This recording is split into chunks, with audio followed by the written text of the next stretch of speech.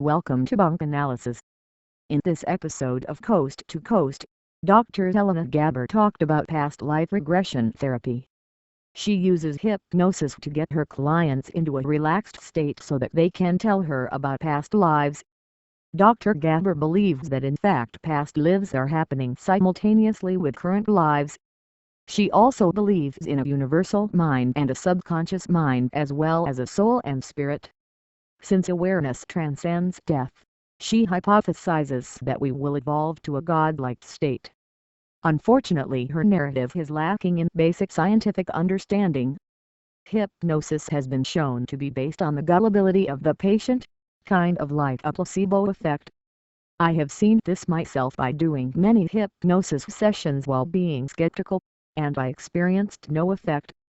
Past lives are quite unlikely because a mind is a property of a brain, and just because your brain and a dead brain are active in different periods of time does not mean the mind can't transfer. An even worse theory is that past lives could happen simultaneously with our current lives. How is that even energetically possible? Is the sun supposed to shine 2, 3, 4, or more times as bright to provide all of the energy for these different time periods? Nuclear physics would not be an established science if that was possible. Okay, so about all this mind and spirit stuff, once again the mind is a product of the brain.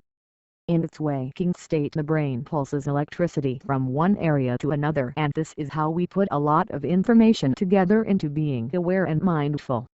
The universal mind cannot exist because people's brains are not physically wired together.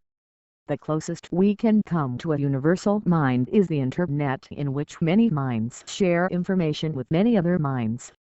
The subconscious mind is nothing all that special. Generally it is responsible for heartbeat and breathing. Soul and spirit are once again properties of a brain which is sophisticated enough to create mindful awareness.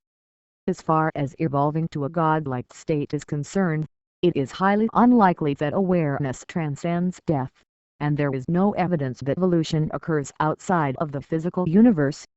While the good doctor may be quote-unquote helping her patients by hypnotizing them and listening to their problems, the fact that she can have such a job illustrates a real problem with our culture. It's one thing to be countercultural, but if our culture is leading people away from science in order to solve problems, the culture is in bad shape. I think one of the greatest challenges of science is to offer solutions at the cultural level rather than just be a support system which allows fake science to be broadcasted nationwide. Thanks for listening.